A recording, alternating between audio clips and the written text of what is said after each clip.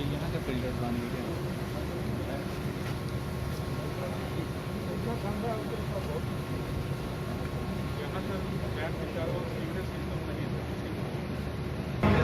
अभी एक प्रॉब्लम है सर यहाँ, अभी हम लोग का वो एक मोटर है, उसका बहुत जरूरी है कि बैक वाश जो करते हैं सर हम लोग सिंगल मोटर पर है, वो कहीं घबरा जाएगा तो क्या है वो सर हमारा बैक वाश बैक वाश करता है सिंगल सिस्टम उसका और एक चाहिए और परमानेंट वाली खराब होगा तो डेढ़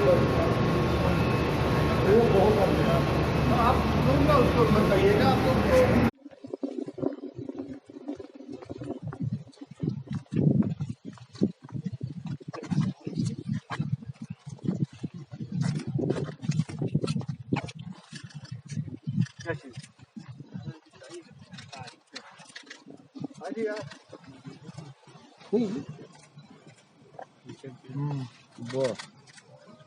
मास्क में मजा नहीं आता ना, फिर वही कोरोना कोरोना कोरोना कोरोना वही ना। वाह थैंक यू। चल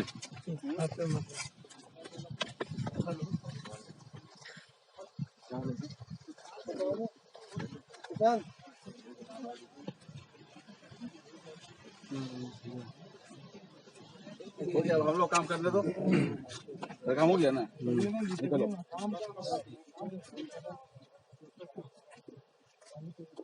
हाँ नहीं अभी काटिए, माइक दे रहे हैं मंत्री जी। कौन बना रहा है? तुम बना रहे हैं? हाथ में इनसे ले लो। मंत्री जी आज विजिट हुआ, क्या क्या पाए खामियां, क्या क्या दिशा निर्देश दिए?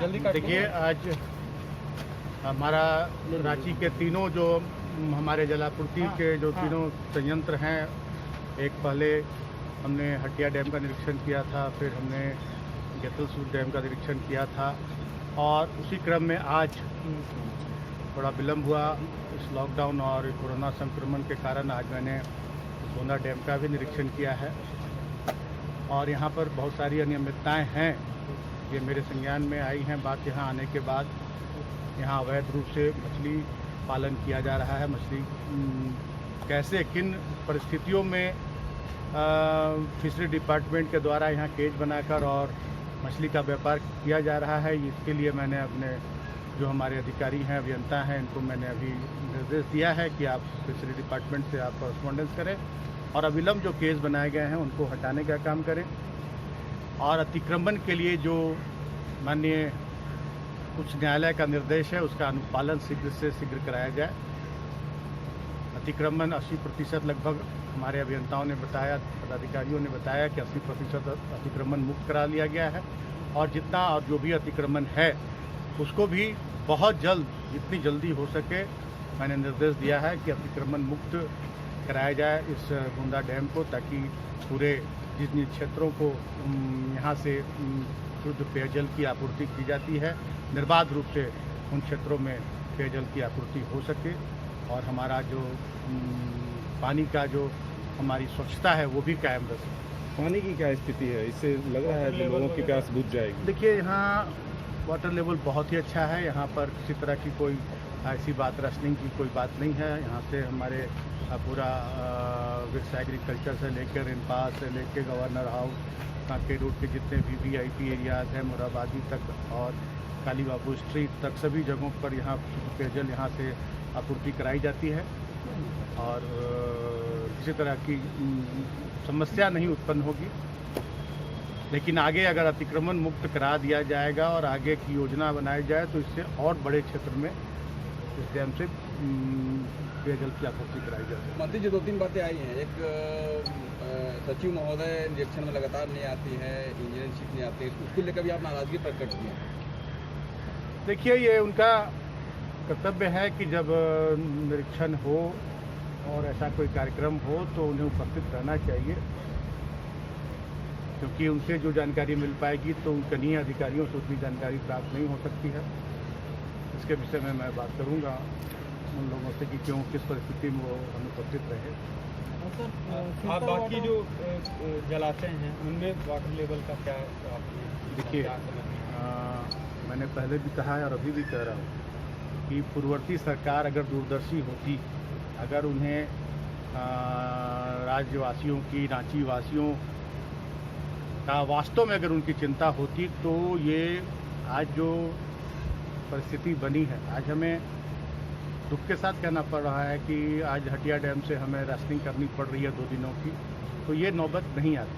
2 दिन मीनू एरिया में और HC एरिया में, क्योंकि उसका जलस्तर, हटिया डैम का जलस्तर काफ़ी नीचे चला गया है और राशनिंग नहीं होने से ऐसी स्थिति पैदा हो जाएगी तो हम एक दिन भी फिर पीने का पानी नहीं दे पाएंगे। ये अगर एक योजना, छोटी सी योजना अगर धरातल पर उतर जाती है, अगर सिर्फ पाइपलाइन बदल दिया जाता है मीनू एरिया का और HC एरिया का, तो आज हम गेतल सूत से सभी क्षेत्र को हम पर्याप्त पेयजल उपलब्ध करा पाते।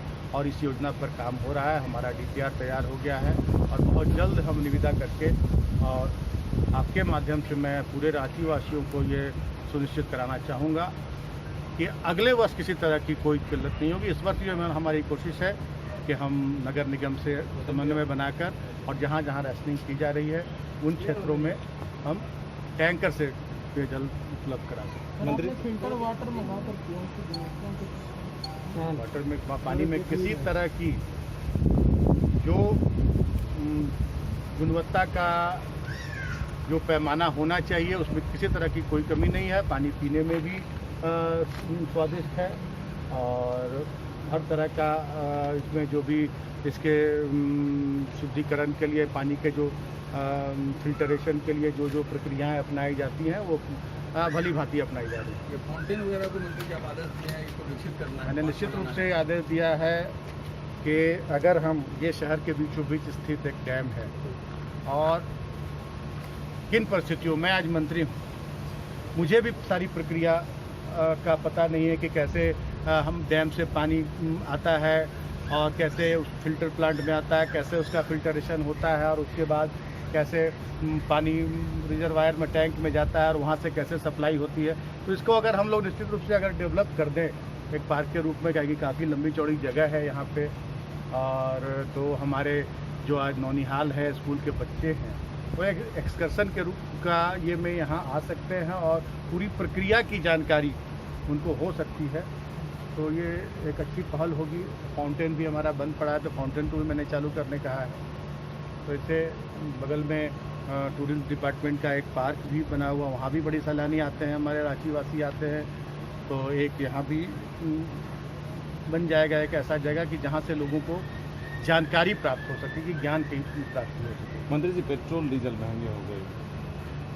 देखिए, ये अगर अर्थव्यवस्था को हमें बनाए रखना है तो ऐसे कुछ कड़े निर्णय स्वाभाविक है, क्योंकि जैसे अभी 2 महीने से ज़्यादा हो गए हमारी अर्थव्यवस्था, सबसे बड़ी बात कि झारखंड राज्य हमारा सबसे गरीब राज्यों में शुमार होता है और ऐसे कुछ निर्णय अगर नहीं लिए जाएंगे तो हम पूरी तरह से, हमारा राज्य दिवालियेपन की ओर चला जाएगा। इसलिए ऐसे निर्णयों का स्वागत होना चाहिए।